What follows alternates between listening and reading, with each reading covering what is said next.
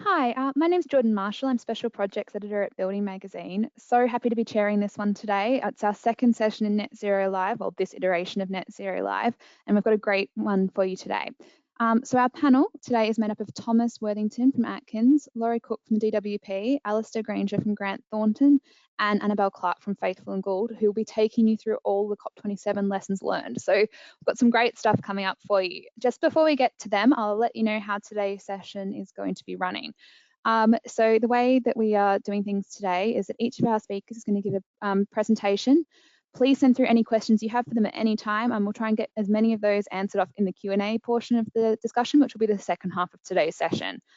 Another thing that I just want to flag off the top, because we always get this through a lot, particularly on this type of session, is yes, you will be able to rewatch this. It will be available on demand via the same link that you joined today for 12 months for free. Share with your colleagues, share with anybody else you think would enjoy the session afterwards. It'll be there for you to review anything that you want to double check. That's probably enough for me to kick things off from the top, because I'm not the expert, these guys are. So first we'll be hearing from Thomas.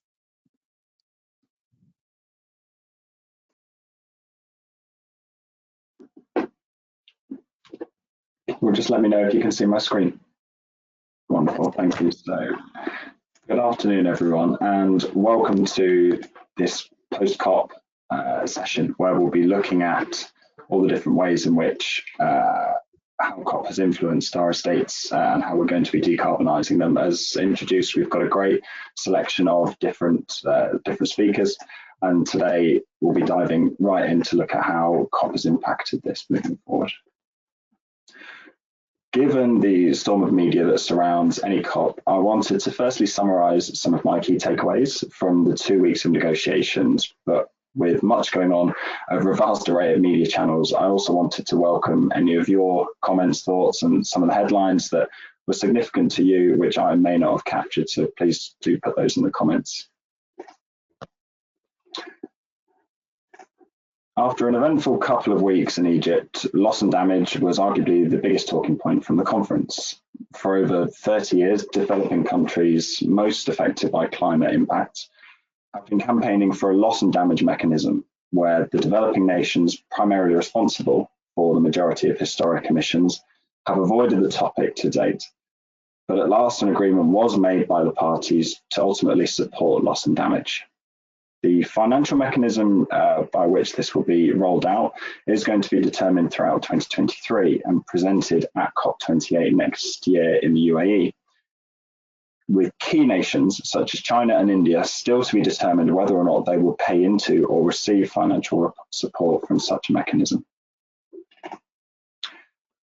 With many hoping that COP27 would look to keep the 1.5 degrees C dream still alive, the final text from the Sharm el-Sheikh implementation plan was unfortunately watered down from a phase out of fossil fuels to a phase down of unabated coal power, whilst including a phase out of inefficient fossil fuel subsidies, which many have seen as a loophole to ultimately enabling the continuation of the use of gas power.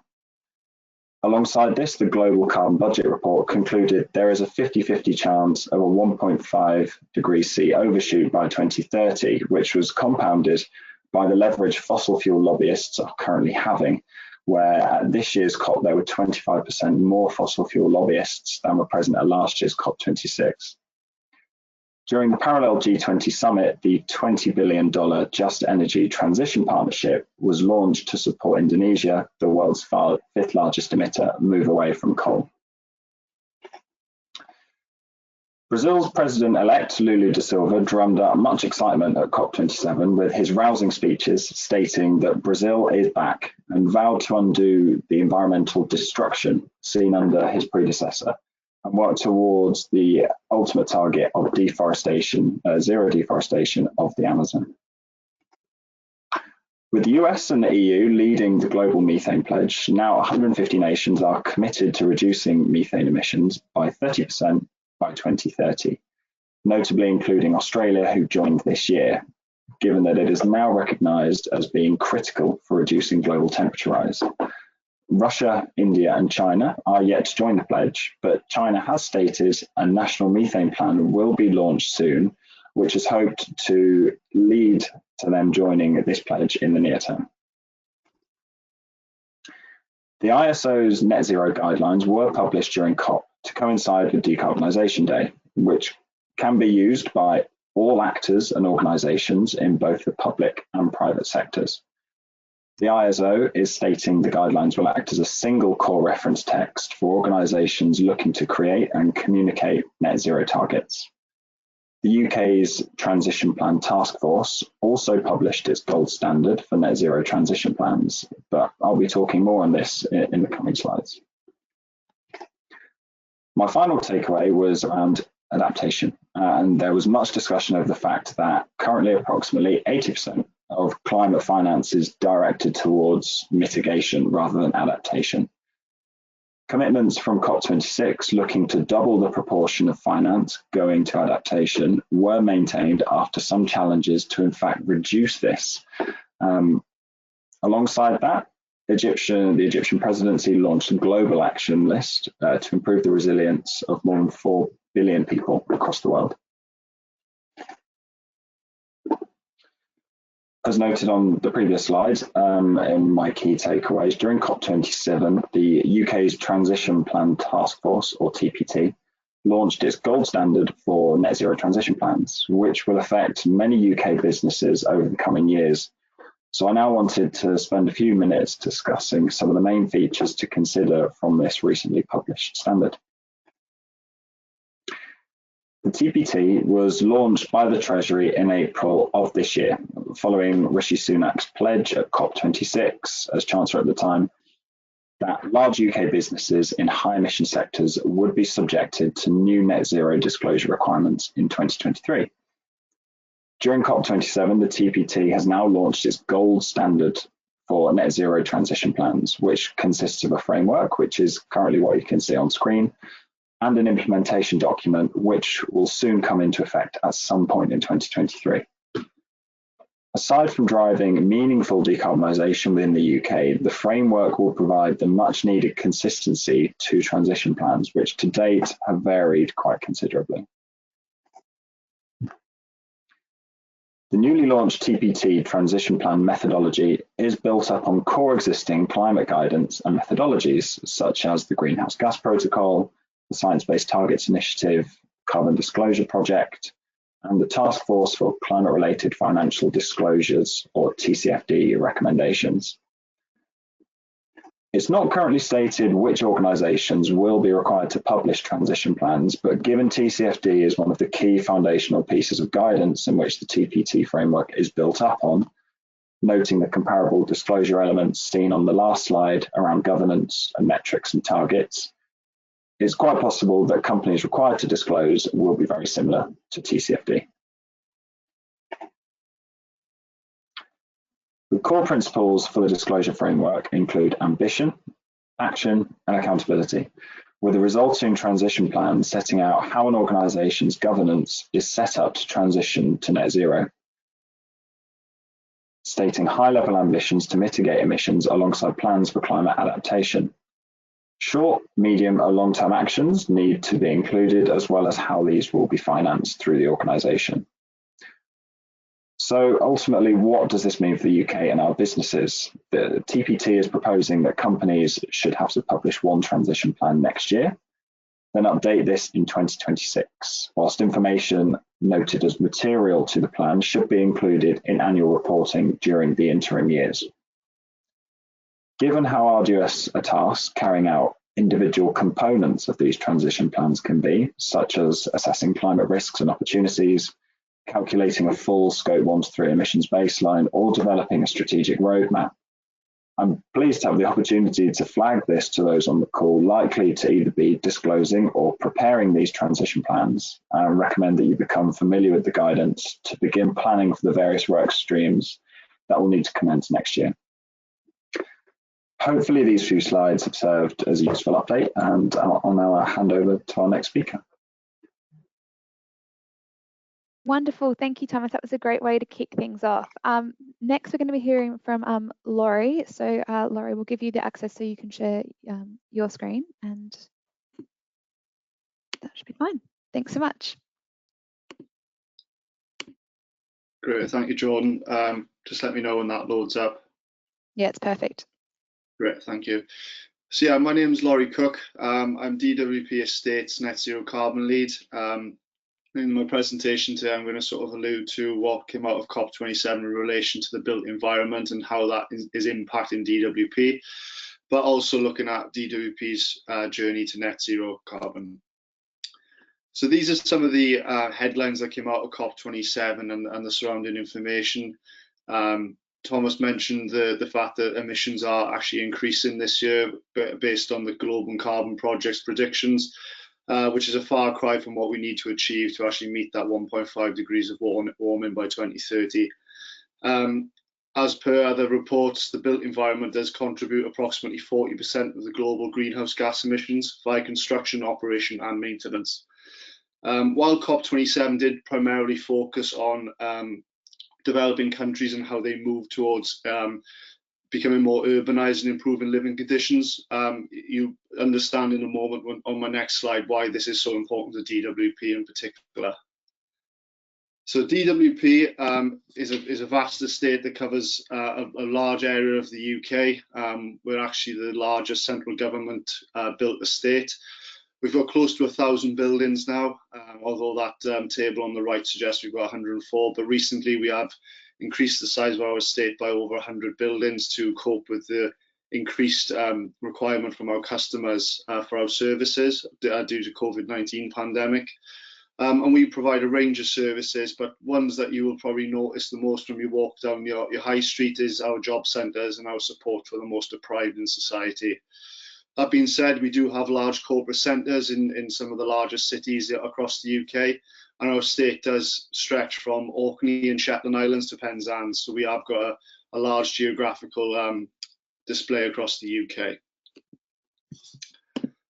So what's the government doing about this, and more specifically DWP? So we as a government department must abide by the net zero carbon ambitions of the UK government, and in doing so we have a set of green and government commitment targets which we must achieve. DWP are not alone in this. Other government departments have their own specific green and government commitments associated with themselves. These targets cover carbon, water, waste, climate change adaptation, sustainable procurement, and a few others as well related to digital and how we transition our digital to a greener future as well. Focusing mostly on carbon, our targets leading into 24-25 are 45% reduction of total emissions by 24-25 and 17% reduction of direct emissions, which is fuel or emissions produced on our sites themselves.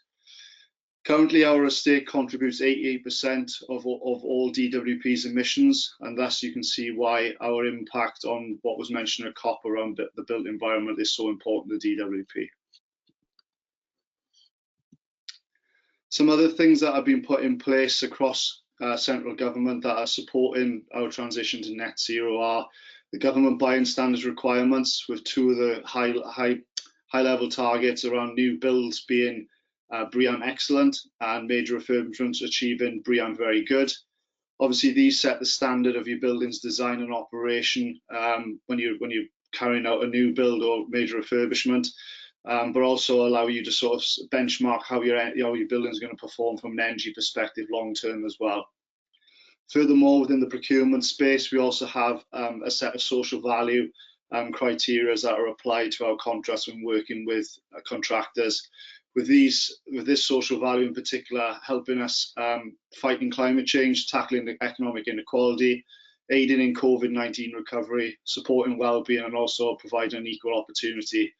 For this presentation, the main focus is obviously fighting climate change, and in this one, in this social value, the contractor that we are working with, or the contractors bidding for the particular contract, must show their ability to support our ambition to meet net zero, and it also supports us in moving towards fighting our impact with Scope 3 emissions as well, which is such a significant impact overall for an organisation.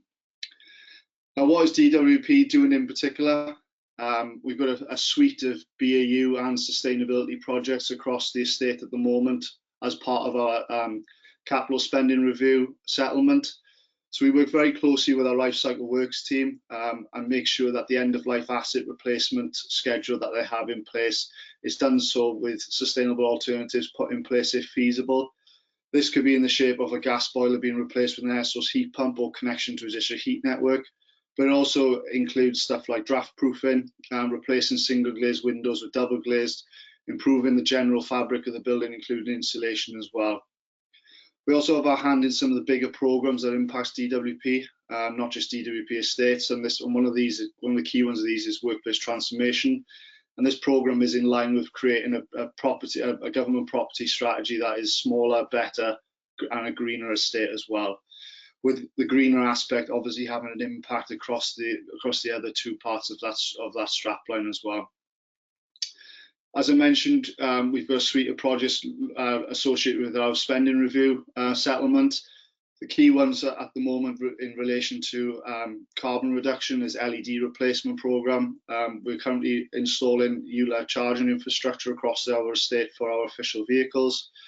We're carrying out a project to bring BMS control to a more central point to allow for more standard approaches when it comes to our buildings, heating, cooling and lighting programs. And also we're looking at currently the installation of solar PV across a range of our sites as well. Further to that, we have been very successful in acquiring other funding from other sources.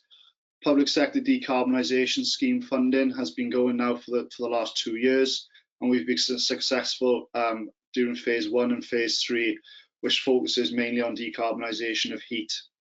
I'll show our example of PSDS 1 on the next slide, but PSDS 3 is currently being delivered at the moment, and it includes the replacement of 14 boilers across our estate with air source heat pumps, so decarbonising the heat and moving towards an electrified heating source. So this is our PSDS 1 project, which was completed earlier this year in April. So that building there is called Quarry House in Leeds, and it was the second highest carbon emitter and gas consumer on our estate. We're very fortunate to have access to a district heat network in Leeds, which allowed us to transition from gas boilers to connection to a district heat network, which was a much lower carbon source of heating. That was the main sort of aspect of the project, but also associated with this was a number of energy efficiency initiatives as well.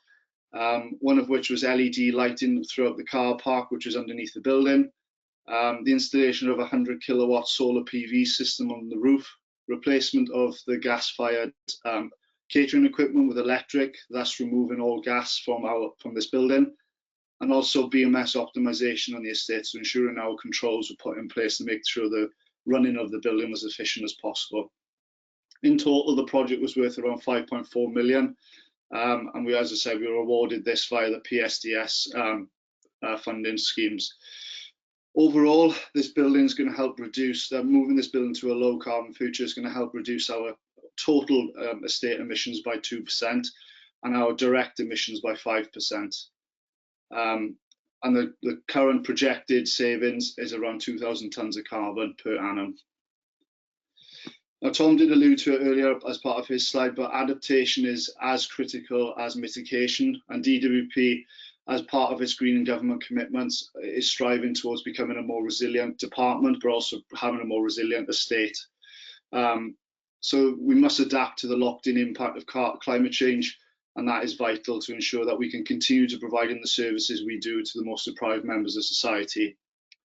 So we carried out a range of adaptation projects to date, and this is just the start of it. We are developing more schemes at the moment. So we carried out a risk assessment to identify the key risks the estate was at. Flooding, overheating, cold snaps were the main ones identified. We also had an action plan produced for us by Atkins to actually start tackling these risks and making the estate more resilient. One of the key outcomes of that action plan was to have a detailed look into our flood risk. The initial study was done by postcode level, but this detailed flood analysis allowed us to look at our estate using geocoding and polygons on a GIS layer. This gives us a much more accurate understanding of which sites are at high risk, and thus give us an ability to target those sites and ensure they were more resilient and able to stay open to the public. We are looking at further resilience measures, as I mentioned before, so that could be site-specific measures, signing up to flood warnings, etc.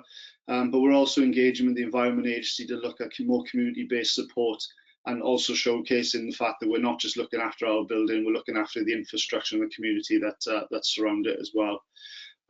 So that is a little bit about what DWP is doing in response to COP27 and its net zero journey. Thank you very much. Wonderful, thank you so much. That was another great presentation. And as I said earlier, we've already had plenty coming in, but please do send through your questions as they occur to you, and we'll try and cover off as many of them as possible in the group Q&A at the end. But get them in early, because then they'll be high up on my list. Great, next we're going to hear from Alasdair. So Alasdair, if you want to pop your camera on, your mic on, and it'd be great to get your point of view. Good afternoon, everyone. My name is Alasdair Grainger, so I'm Net Zero Director here at Grant Thornton, UK, based in London, with the team spread out throughout the country, including Scotland and Wales. So I was asked to give my reflections on COP27, and I thought it's probably best if I just explain briefly my background first. So prior to joining Grant Thornton about a year ago, I was a senior civil servant in the Department of Business, Energy and Industrial Strategy. And some of you will be aware that the UK's climate negotiations are led from that department, so driven through that department. We have diplomats from the Foreign Office join us, but it's a BEIS-led negotiation team that drive forward the negotiations throughout the COP themselves, but also in the intervening periods. Obviously, for COP26 last year, we were hosting, or technically we were co-hosting with Italy, and that process was slightly different. Under those situations, an extra team or a special team is stood up in the Cabinet Office. So the focus for when we were hosting COP26 was driven out of the Cabinet Office with a joint team formed from BEIS officials alongside Cabinet Office officials, and that was scaled up quite significantly, as you can imagine, with delegations predominantly flying in from all ends of the earth. It's quite a major logistics exercise, and in those cases, similar to events like CHOGM, the Commonwealth Summit, the Cabinet Office takes a significant role. So I worked closely with those teams and was part of the negotiation team for the Copenhagen UNFCCC conference. That was COP15 some time ago now. So that's my background, and hopefully today I can give a bit of detail in terms of what this means from a UK specific context. And I think that's important to reflect. Obviously, COP is an international agenda and an international gathering, which comes to why some of the time the compromises can be frustrating from our perspective, perhaps. But it is an international entity. But abusing prerogative, I'm going to focus really on the UK and what this means from a political perspective within the UK, and hopefully that's useful. So from my perspective, firstly, I think it's worth noting that I think the outcome was a bit of a surprise. COP27, if I was a betting man, which I'm not, I would have perhaps suggested 2 weeks ago, 3 weeks ago, that the opposite would have happened. We would have seen perhaps more progress, ratcheting up of progress on the climate commitments and the decarbonisation commitments, and things like loss and damage. I wouldn't have assumed would have made much progress. As things happen, we have the inverse situation. So we have a new concept and an agenda that has been bubbling along within previous negotiations for many years, probably decades. The concept that, without using the word reparations, payments are made, or a payment flow is established between richer countries and those historically who've built their growth and prosperity out of emitting significant carbon, would make payments to countries which are less developed and haven't had that benefit. So that concept has been, to be honest, has been a bit of an anathema to the UK, but also to the EU and to obviously to the US and other major nations until very recently. So it was quite a surprise, personally, that loss and damages became the real kind of new event and new context for this first African COP. So that is significant, and I think we should dwell on that for a moment. That is a significant change. The downside of that conversation is obviously the fact that it doesn't feel like the text, the final cover text, has really significantly moved forward from Glasgow, and that is clearly a negative outcome, an unfortunate situation to be in. So it's a mixed picture, but there are challenges there from where COP27, apologies, my blinds are coming down, from where COP27 leaves us in advance, as discussed, the next conference, which will be in the UAE. So Going into some of the politics, I thought it would be useful just to dwell on what does this mean from a party political perspective in the UK. So the first point would be clearly the Conservatives are a bit torn when it comes to climate, and we've seen that real in action over the last month. Rishi was initially not attending as PM and was too busy on the domestic scene and felt that that was the message he wanted to portray as he had recently become Prime Minister. And then we saw, perhaps with that intervention of Boris Johnson attending the first couple of days of the conference, that mood changed, and indeed number 10 altered course, and Rishi found himself on a plane to Egypt. I think just unpicking that slightly, it's not as if Rishi Sunak is on the right of the party from the perspective of climate. I think it's broadly accepted that he understands the challenges of climate change. He believes that there was a material impact there, that it's humanity driven. He's not a denier in any way whatsoever. I've worked with him and his team quite closely in other contexts, not on climate, I would hasten to add, but he's quite a progressive, quite a kind of passionate believer in advancement, and I don't see, or have never seen any kind of concerns from the Treasury when he was obviously Chancellor with regard to climate. Indeed, there was additional funding, there was quite a collaborative environment fostered within Treasury during that period. This was in the run-up to COP26, when we had Mark Carney took on his role after leaving the Bank of England and came and worked in the Treasury as an advisor to the UK government. He also separately had a UN advisory role, but he had a dedicated UK advisory role as well. So Rishi is not one to deny climate by any stretch of the imagination. There is some of that within his own party, and hence that explains some of his hesitance about the agenda. There's obviously a prioritisation that a Prime Minister must make, and clearly that prioritisation, the calculus of that prioritisation left him considering that the UK domestic scene was more important for him, and then we saw that change. But that shouldn't be interpreted as Rishi being anti this agenda. So that's the kind of key point. Secondly, we saw significant lobbying activity at COP26, but also in Egypt at COP27. As mentioned earlier, oil and gas lobbyists were there, but so was the rest of the industry as well. There were a lot of financial institutions, there were energy businesses, there were grid supply businesses, etc., present in force at COP. And just to unpick why is that? Well, clearly they see a benefit, and I think that's an important point to note as well. There is climate and climate debate has broken into the mainstream, and I think you're seeing listed businesses and others seeing a direct benefit to them in being seen to be part of that agenda, part of that debate and that progress. And I would mark that as a significant achievement. I think for COP26 we saw quite significant scale. I don't think it was the biggest COP yet, but it was certainly up there in terms of scale of engagement from private sector and third sector. And I think that you saw that continue in Egypt at a time when geopolitically there's an awful lot else happening, is a significant move, and that one that should be welcomed. Third point on the politics is, would Labour do any different? Obviously, it's entirely possible, given the polls, that we would have a Labour administration relatively soon, indeed before the next major climate summit. And would Labour take a different tack? Well, I would posit that perhaps they wouldn't. They are going to inevitably be hemmed in to an extent by the economic situation, and so there's a likelihood that they will need to follow through on a fiscal position, and which means limiting the aid budget as currently to 0.5% of gross national income, and therefore my supposition would be that the messaging, the policy, the agenda from a climate perspective under a Labour administration would not be significantly discernible from that of the Conservative Party.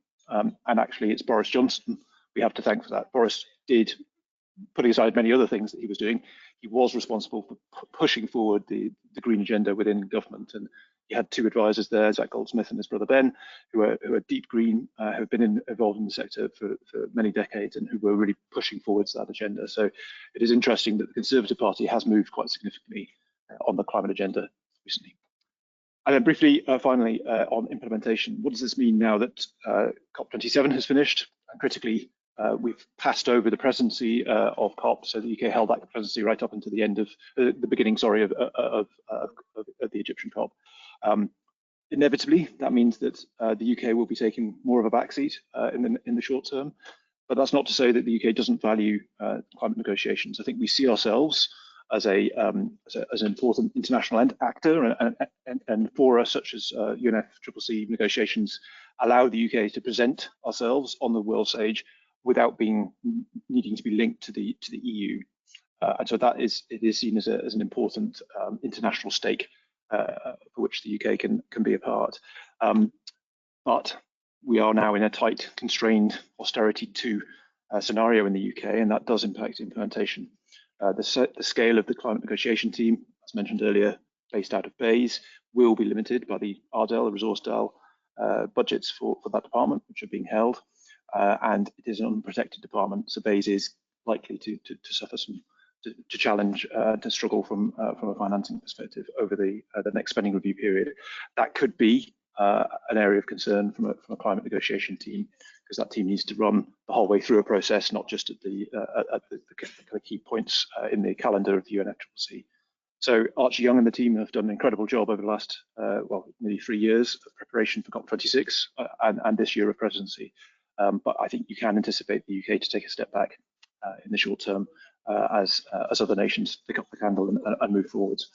And I think, unfortunately, the fact that Alex Sharma no longer attends cabinet under Rishi's most recent reshuffle is an indication of that dropping in the pecking order, unfortunately, that climate may well have over the next few years. It could come back, perhaps with a change in government, the agenda may shift forward, but it's worth reflecting that we've probably seen peak climate from a UK policy position in the last year or so. So final thoughts, what does the future hold? Well, I think key positive notes to end on. The city has embraced climate as part of the wider ESG wave. And so I think you can see a focus from the City of London in the UK in terms of where wanting to position the UK internationally as a major player on that scene. We've heard about the DFT, and the Transition Pathways Framework. That's a key UK initiative and a good example of where we see ourselves on the international stage. But our ambitions will be limited by austerity 2.0. And I would perhaps challenge one of the previous speakers. I'm not sure the UK business sector can expect additional regulation regarding reporting, at least in this Parliament. I'm not convinced that will happen. Hopefully that's helpful, and look forward to any questions in the next section. Thanks so much, Alasdair. That was a great presentation. Next, we're going to hear from Annabel, who's our final speaker for today. But please, just to address something that we have had come in a couple of times, yes, the session will be available for you to go back and review. It'll be available via the same link you're watching right now. So within about half an hour of us finishing, just let us sort the video out once it's over, and then you'll be able to go back and watch it all again. So Annabel, I'll hand over to you. Brilliant, thank you. So today, what I wanted to speak about is really around that decarbonising our estates and what we have learned from COP27. So my name's Annabel Clark. I'm a regional director and the sustainability lead at Faithful+Gould, who are a project and programme management consultancy focusing across quantity surveying, building surveying, project management and sustainability services. And I wanted to share a bit about what we're hearing from those people that we're working with who are struggling or looking at opportunities around decarbonising their estate. As we've heard at COP27 in November this year in Sharm el-Sheikh, there was a lot of high-level discussion, challenges, looking at opportunities, and a lot of negotiation around that. And I think Alasdair's quite rightly pointed out that we probably haven't heard quite the end of that yet. You know, those negotiations take a bit of time to settle in and to actually understand how that's going to impact us. Looking at kind of those hundreds head of states and governments and over 35,000 participants that were there, the theme was around delivering for people and for planet, developing greater resilience and reducing vulnerability to climate change. All of that took place against a backdrop of overlapping global food crisis, an energy crisis, a debt crisis, and an Egyptian government facing accusations of human rights abuses.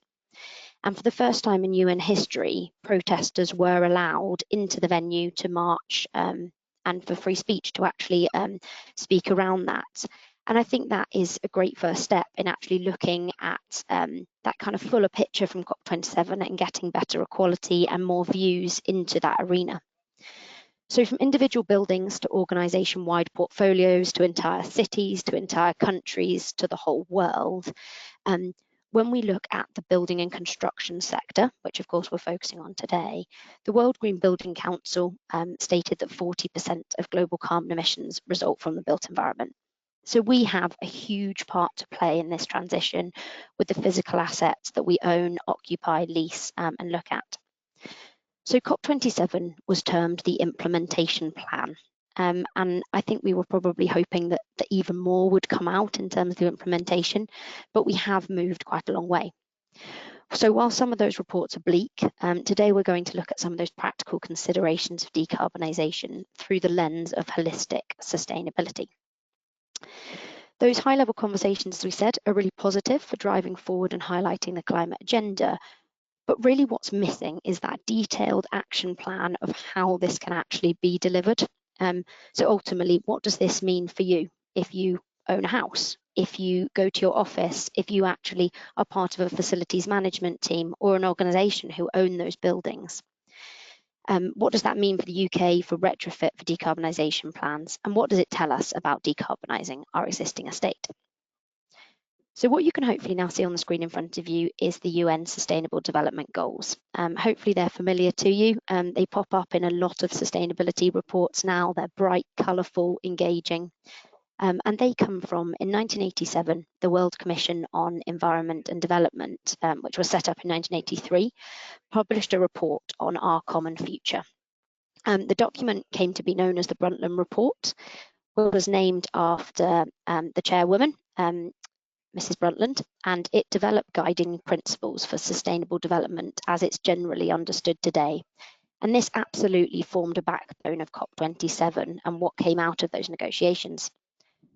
The UN Sustainable Development Goals class sustainability as development that meets the needs of the present without compromising the ability of future generations to meet their own needs.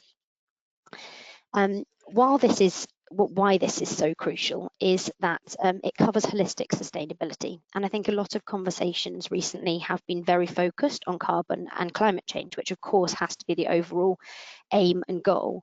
But we need to widen that out to think about the social, environmental and economic considerations of getting or making sure that we meet that 1.5 degrees Celsius warming and nothing above that. So I'm going to take these or kind of some of the key elements of the UN Sustainable Development Goals one at a time. So for 3, good health. The World Health Organization published at COP27 that climate change is a threat to human well-being and planetary health.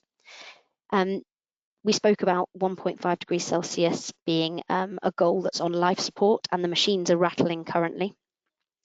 So if we take that back to the UK, many properties in the UK, and not just the old ones, are already suffering from serious problems beyond just energy inefficiency.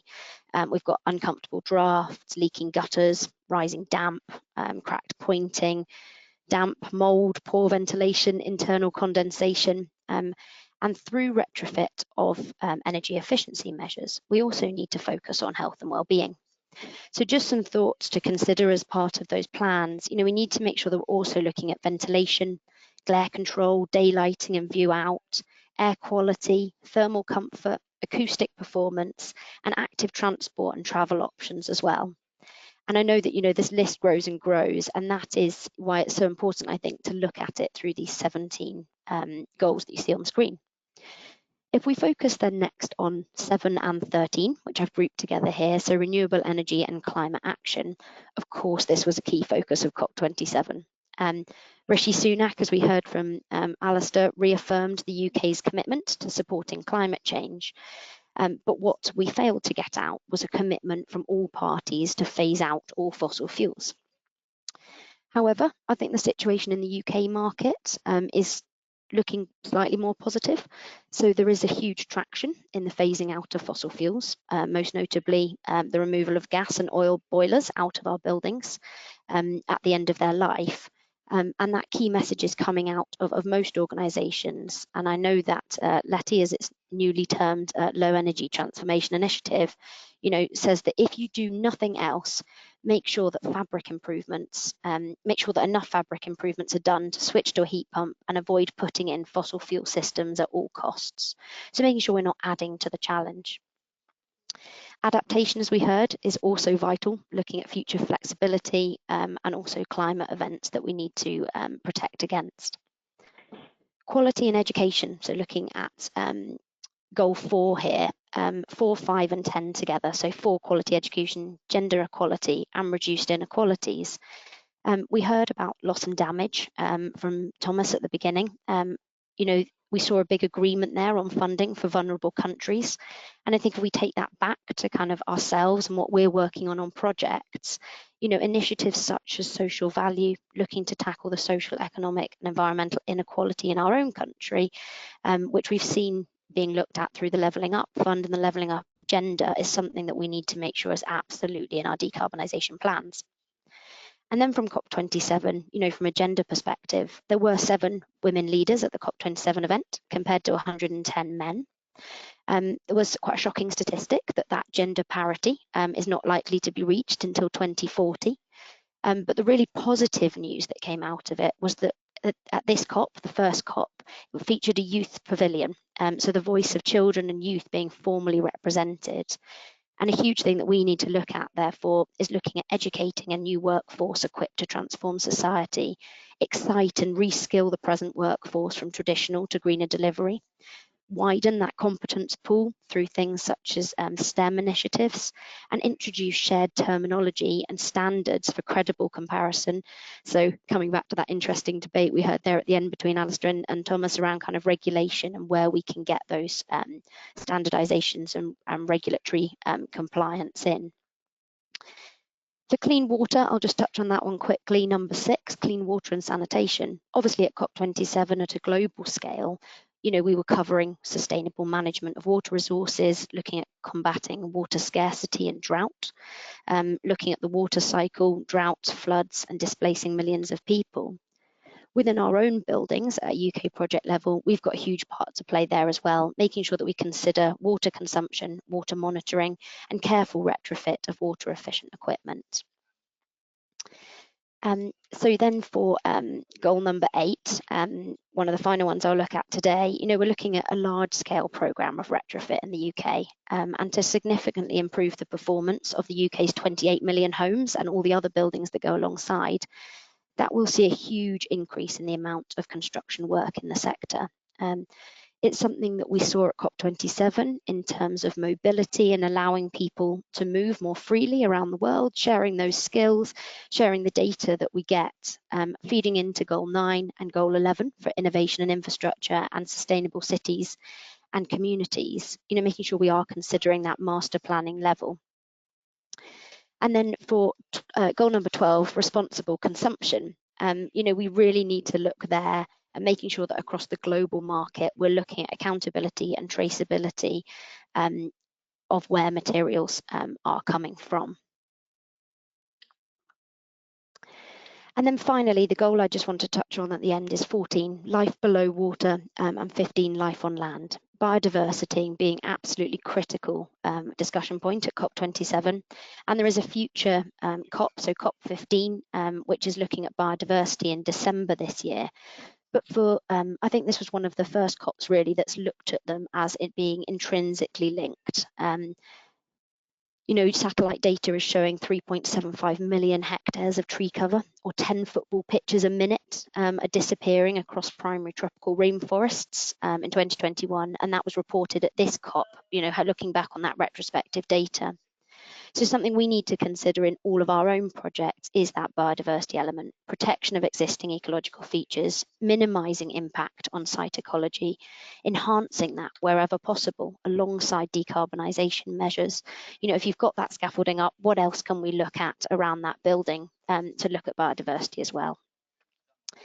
And then just to wrap up, finally on partnership for the goals and kind of where we're going, you know, I think we've got kind of 4 practical steps that we need to look at on our own projects, which were driven from the COP27 agenda. We need to look at embedding sustainability into all our organisational and project strategy activities, taking those from a global agenda and making them real to us, to the buildings we own and operate, and to the organisations we work in. Using those sustainability objectives to set actual targets would be the second one, that link into that overall objective, but you know, keeping that less woolly, setting actual numbers and targets that need to be linked in. The third one, where we are looking at retrofit, is thinking of that bigger picture, that whole building retrofit plan to make sure that we don't have to go back and retrofit or have unintended consequences as we retrofit. And then fourth, data being an absolutely key player here. You know, we have to go through that actual measurement and verification process. We need to collect data on what's actually happening on our buildings and of course around the world, and feeding in what impact our decarbonisation strategies are having. So to wrap up, while COP27 has had significant progress on finance for loss and damage, I think it really remains to be seen whether or not this will translate into real action. As Thomas spoke about earlier, in the UK, COP26 forced big UK firms to show how they intend to hit those climate change targets in line with the UK's net zero 2050 target. And the aim of that was transparency and accountability, which I hope we'll see a lot more of in 2023. So with COP28 taking place in Dubai next year, it will also be the first global stocktake of the implementation of that Paris Agreement. So it'll be a critical year for climate change. So yeah, this is the year for real action for businesses, a sharp focus on new build not adding to any more of the challenge, and significant progress to be made on retrofitting. Thank you. Brilliant. Thank you so much, Annabel. That was another great presentation there, covered so much ground and gave some real great insight into how all these areas tie together. Now it's time for our Q&A section. So if I could ask all our other panelists to please pop their cameras back on, pop their mics on, and we'll try and get through some of these questions that have been coming in. The first one, I'm going to be cheeky because I'm chairing and I'm going to ask one of my own. And something that you've all sort of touched on is that interplay between what is going to be driven by businesses themselves and what needs to be driven from a government level and so my question sort of is, do you see businesses fundamentally starting to implement all these wonderful things that you were talking about that need to happen and should be happening and hopefully will be happening so that we're all around to talk about this in 50 years time? But will that happen if there isn't significant policy adjustments to drive it? Will businesses be self-motivated enough to drive some of this change? Is that a feeling that you have? Are you hopeful that could be possible, or do you think it needs to be at a higher level? I don't want to pick on anybody, so if anybody wants to answer, that would be great. I'm happy to start taking that on, but certainly we can see what the other panelists have to say as well. I did an investigation a couple of years ago as to kind of the business impacts that the Climate Change Act had and when the Net Zero Amendment was put into that. And it's significant was the summary in essence, and kind of jobs were being made, new positions were being formed within businesses, strategies being written, really kind of galvanizing around that quite landmark piece of policy. So from my side, policy is undoubtedly kind of one of the key drivers here. Yeah, I think it worth also chiming in around the drive from a personal point of view as well for people. I think a lot more people are aware of what's going on now. I think the engagement from the likes of COP and what the UK government are pushing is becoming a daily topic for people outside of their workplaces, and I think that more and more of that is actually going to be brought into the business environment. So and I think a lot of people go to work now and look at organisations that have a drive to become more sustainable and to push towards their net zero targets. So I think it will become part of a staff retention piece as well. So the policy bit is going to be absolutely key, as Thomas has said, but I think there's going to be a bit of ownership from individuals and individual businesses that's being drawn out from their personal feelings towards this subject. To make a kind of non-UK comment for a second, I think we've got Trump to thank for a lot of this, to be honest. I think when Trump became president in the US, you saw corporate America, or large swathes of corporate America, change tack and change direction and take it upon themselves. Obviously, there were cities that did things and states that did things, but you saw a huge response from corporate America. So I think there's a increasing momentum from the corporate side now, which hopefully can sustain and move forward as policy is taking longer to deliver than we might like. So I think I'm one of those that believes that the corporate flank of this agenda is important and will make progress regardless of where the policy is. And that's speaking as a former policymaker. And if I can just come in there finally, I think I completely agree with those I think we need both the bottom up and the top down. I think the staff attraction and retention is a big part of that, and people wanting to align their personal values with the organisation that they work for and the buildings that they occupy. I think the other thing that we've seen across economies is actually, though, that tackling carbon emissions doesn't have to mean that your economy will shrink or that you won't make margin. I think it needs to come, it has to be financial, wash its face, I guess, financially as well. And I think we are seeing that with a drive for people wanting to buy into those particular markets. But I think the thing that we're desperately missing, particularly in the built environment from our side, is how do we move away from greenwashing? And the only way that I can see to do that is that we need a net zero carbon building standard, so that we have consistency and that people are comparing like with like. And there's fantastic progress going on with lots of industry organisations at the moment writing that standard. And it'll be really interesting to see, when that comes out, where all of our buildings in the UK do sit on that. A couple of the points covered there sort of lead into a couple of the questions that we've had, so I might just jump in with those. So you guys were talking about, how it's a big issue for the people now, and retention and attraction, which is already a significant issue in construction traditionally, to attract and retain enough talent. But we've had quite a few questions coming in around the skills piece, and whether there is that knowledge and skill base within the industry to be able to start delivering these things. Are we confident that it's there, or do we need to be doing more to upskill or attract the right talent into the industry to help deliver the things we need to be doing post COP27? I'm happy to jump in there to start. It's one of the things that DWP is transitioning with its sort of operations with the public to help enhance people's abilities to go into green jobs. And I think it's a critical piece of work from a just transition perspective, and making sure that we bring along the people who are dedicated in a fossil fuel based industry at the moment to a more sustainable future and a sustainable role in industry. So I certainly think people have got large amounts of transferable skills that they can take from those industries into the green future, but it is going to be the likes of industry leaders and policy that is going to help to drive that and bring a large proportion of that industry up to a standard that will move the industry as a whole towards that future. Wonderful. From a business, from a company side, Annabel, Thomas, do either of you, how are you feeling about the sort of green skills piece for construction firms?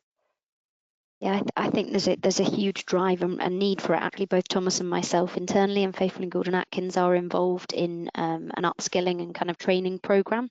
And internally in our company, we have lots of training modules that are available. I think that kind of transferable skills that Lawry talked about, I think, are absolutely crucial. Trying to actually move away from only sustainability and carbon professionals being able to do anything in this space. It absolutely involves our engineers, our architects, our quantity surveyors, our planners, our clients. And actually, I guess we take that quite importantly in that, it's kind of sharing that knowledge. And I think the industry's never been more ripe for sharing knowledge and not just holding on to it to work towards a common goal. And I think with the, some of what we've seen coming out of COVID-19 and kind of moving to, we can have a global workforce. You don't necessarily need to sit where you're working.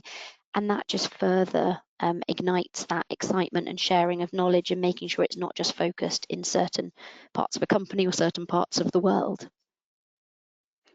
Absolutely. Did anybody else have anything they particularly want to add there, or shall I move on to the next one? Because I'm conscious I've got a few questions and not that much time.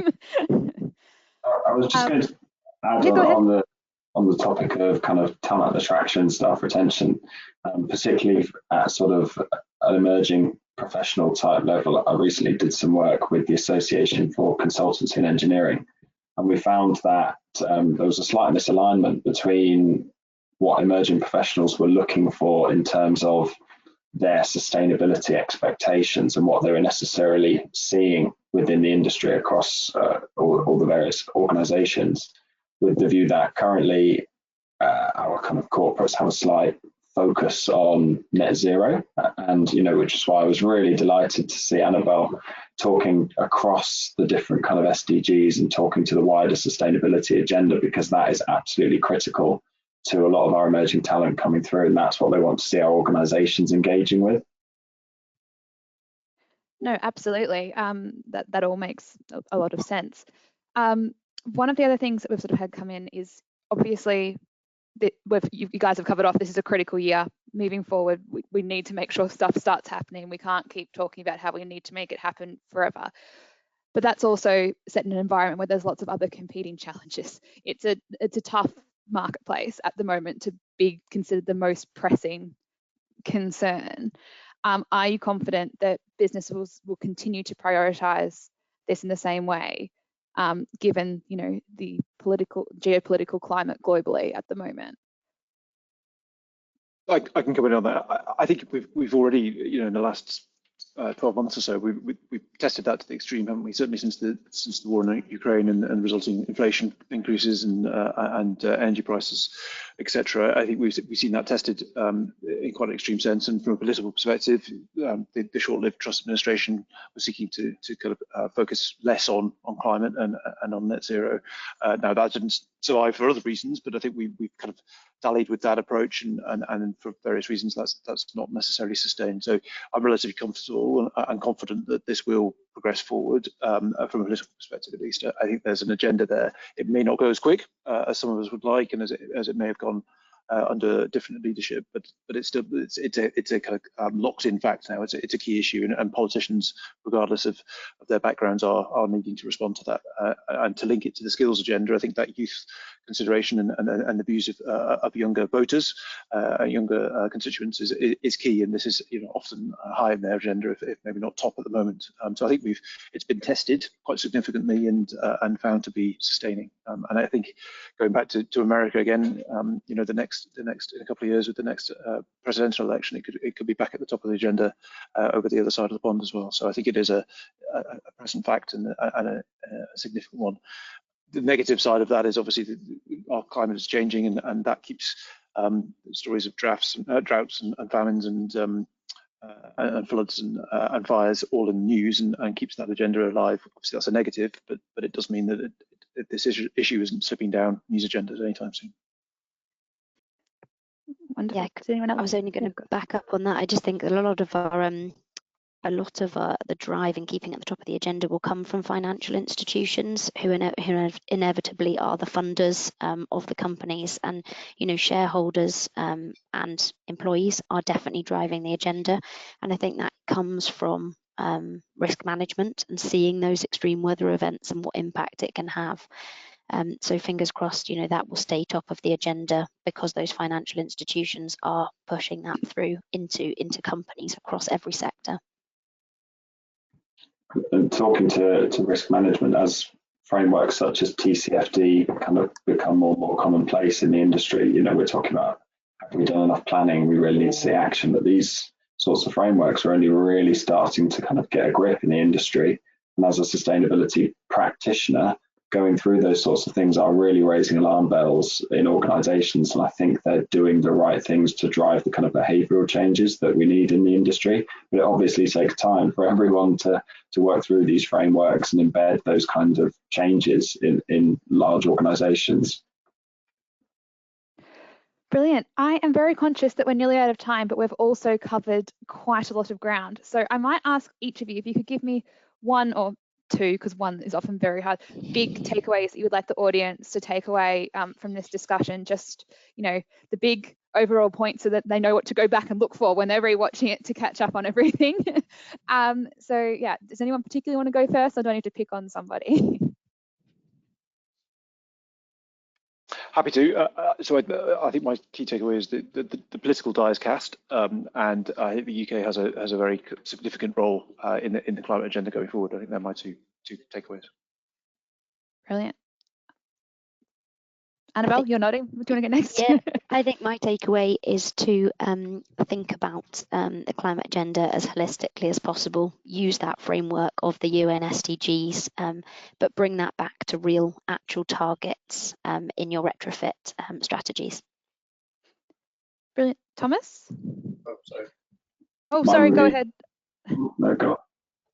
I was just going to piggyback on Annabel's one and sort of say a total building approach is sort of the best way to go to tackle this, and I think that's going to solve a lot of our problems that we're facing at the moment. And Thomas? Mine would just be to go and have a look at the Transition Plan Task Force's publications and make your own mind as to how you need to progress with that. Brilliant. I'd love to say a huge thanks to all our speakers. Unfortunately, we're out of time. Sorry to any questions that we didn't get to, but I think it was such a valuable conversation. Again, thanks to Atkins for making this session possible today. We really appreciate it. If you want to catch up on this session or any of the other net zero sessions that we've had today or we have tomorrow, you should head to the website. You can register for those that are tomorrow. The ones from today are available on demand.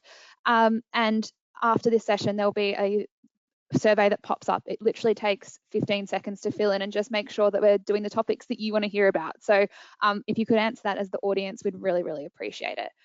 So big thanks again to our speakers from me. Thank you to the audience and goodbye.